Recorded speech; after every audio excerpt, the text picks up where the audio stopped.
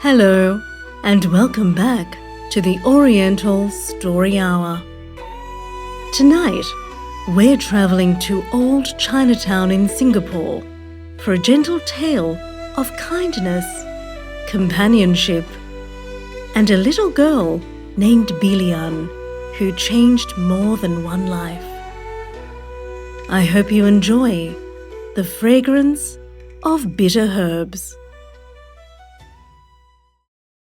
Before Singapore became a city of glittering towers, before air conditioners hummed through the night and expressways crisscrossed the island, there was another Singapore. A Singapore of lantern-lit streets and crowded shophouses.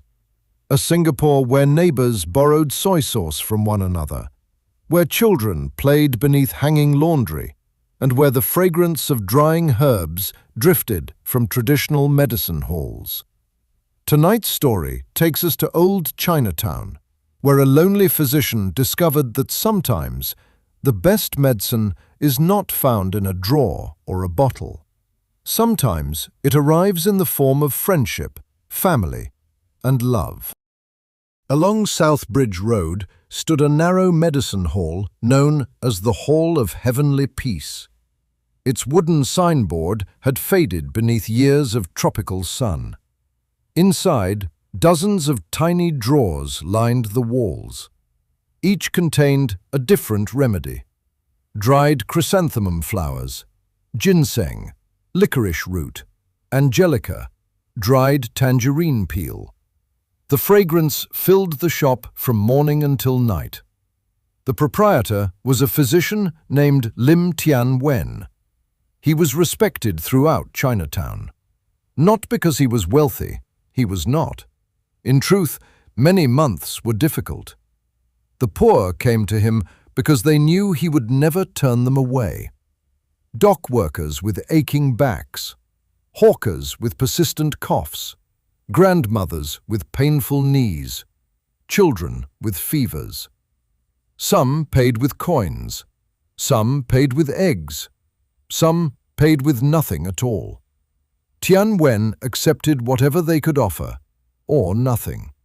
"It is enough that you get well," he would say. One monsoon evening, rain lashed Chinatown so fiercely that water flowed along the 5-foot ways like little rivers. Tian-Wen was preparing to close when the door burst open. A woman hurried inside carrying a child. Both were soaked. The little girl's face was flushed with fever. "Please," the woman whispered, "my daughter." Without hesitation, Tian-Wen relit the lamps and set to work.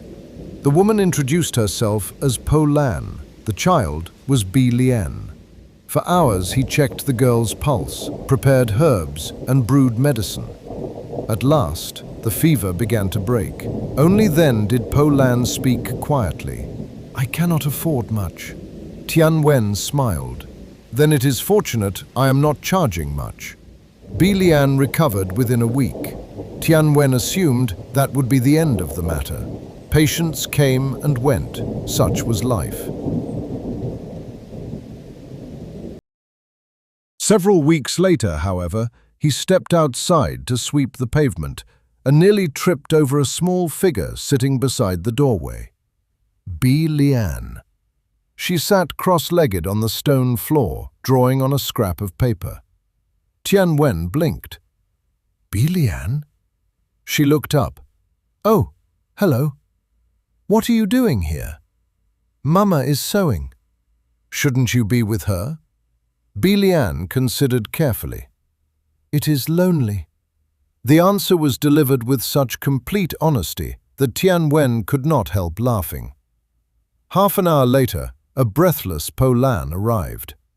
"I am terribly sorry." Bee-Lian pointed proudly. "I was helping. You were missing." "Those sound similar." Tian-Wen laughed so hard he nearly dropped his broom. After that day, Bee-Lian developed a habit of appearing at the medicine hall. At first, once a week, then twice, then almost every afternoon. Poh-Lan apologized repeatedly. Tian-Wen insisted he did not mind. The child usually sat quietly, at least for the first 3 minutes. After that came the questions. What is in that drawer? Licorice root. What about that one? Ginseng. And that one? Dried chrysanthemum. And that one? Tangerine peel. And that one? Bee-Lian. Yes? Be quiet. She grinned, then immediately asked another question. Tian-Wen eventually gave her a corner of the medicine hall. He supplied old account paper for drawing. Bee-Lian filled page after page with sketches. Cats, lanterns, dragons, temple lions. Occasionally she attempted portraits of Tian-Wen. They generally looked more like potatoes. The elderly patients thought they were wonderful. One afternoon, Bee-Lian announced that Tian-Wen's medicines were terrible. Terrible? Very terrible. They are medicine. They taste like boiled tree bark. Some of them are boiled tree bark. Bee-Lian folded her arms. That seems like poor planning. The old patients laughed. Tian-Wen challenged her to taste a spoonful of a particularly bitter remedy. She accepted bravely, then immediately demanded compensation. For the next week, she informed everyone that she had survived a great hardship and deserved sweets. Soon, she learned how to fold medicine packets. At first, they were crooked, then merely untidy, then almost respectable. Bee-Lian became enormously proud of this achievement. Whenever patients arrived, she would stand behind the counter and announce, "I am Assistant Physician Bee-Lian." Nobody had the heart to disagree.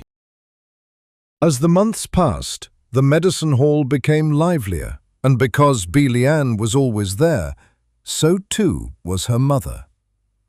Poh-Lan worked long hours sewing cheongsams near Kreta Aya. In the evenings, she would stop by to collect her daughter. Sometimes she brought tea, sometimes fresh buns, sometimes homemade peanut biscuits. One evening, she discovered Tian-Wen eating nothing but peanuts and tea for dinner. She stared. "That is your meal? I was busy." "You forgot again." "I remembered the tea." The next evening, she arrived carrying a container of rice, vegetables, and braised tofu. After that, it became a habit. Neither ever discussed it.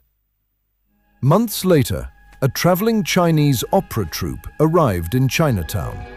Lanterns were hung across the streets. The entire neighborhood turned out to watch. Bee-Lian insisted they attend. Halfway through the performance, she fell asleep on Tian-Wen's shoulder. Her head drooped against him. Poh-Lan smiled. Tian-Wen noticed. Poh-Lan noticed him noticing. Neither said a word. Yet something quietly changed that evening. The years passed gently. The medicine hall remained busy. Bee-Lian grew taller. Her drawings improved slightly, though not much. The patients still called her Assistant Physician Bee-Lian. And somehow, without anyone deciding it should happen, Tian-Wen, Poh-Lan, and Bee-Lian settled into the comfortable rhythm of a family. One Chinese New Year morning, Bee-Lian appeared downstairs wearing a bright red cheongsam. She looked extremely pleased with herself. "Teacher gave us homework." "Oh?" said Tian-Wen. "Write about your family." "That sounds sensible." Bee-Lian nodded. "She asked what my father does." The room became quiet. Poh-Lan lowered her eyes. Then Bee-Lian smiled. "So I wrote that he makes bitter medicine for everybody in Chinatown." Tian-Wen froze. For a moment, nobody spoke. Then Bee-Lian frowned. Was that wrong? Tian-Wen looked at her, then at Poh-Lan, and finally back at Bee-Lian. No. His voice was very gentle. Not wrong at all. That evening, lanterns glowed above the street. The celebrations had ended. Most of Chinatown had gone to bed. Tian-Wen stood outside the medicine hall with Poh-Lan. For a while, they listened to the distant sounds of the city. Then he spoke. I think Bee-Lian may be right. Poh-Lan smiled softly. About what? About us. She looked at him, the lantern light reflected in her eyes. Neither said very much after that. Some things did not require many words. Their wedding took place in spring. Neighbors decorated the medicine hall with lanterns. Patients brought gifts. Someone supplied longevity noodles. Someone else brought mooncakes. Bee-Lian informed every guest that she had personally arranged the entire event. Many secretly believed her. Years later, people still remembered the Hall of Heavenly Peace. They remembered the physician who never turned away the poor. They remembered the seamstress who arrived each evening carrying dinner. And they remembered a lively little girl who appointed herself assistant physician and asked more questions than any 10 children combined. Singapore changed. The old streets changed. Many of the shophouses disappeared, yet some memories lingered.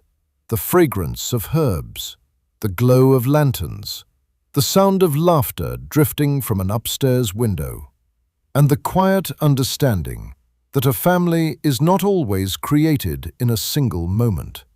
Sometimes it grows slowly, one ordinary day at a time. And so the lonely physician discovered that while herbs may heal the body, it is companionship that heals the heart. The Hall of Heavenly Peace is gone now, but perhaps somewhere in the memory of old Chinatown, assistant physician Bee-Lian is still asking questions, Poh-Lan is still bringing dinner, and Tian-Wen is still pretending not to smile.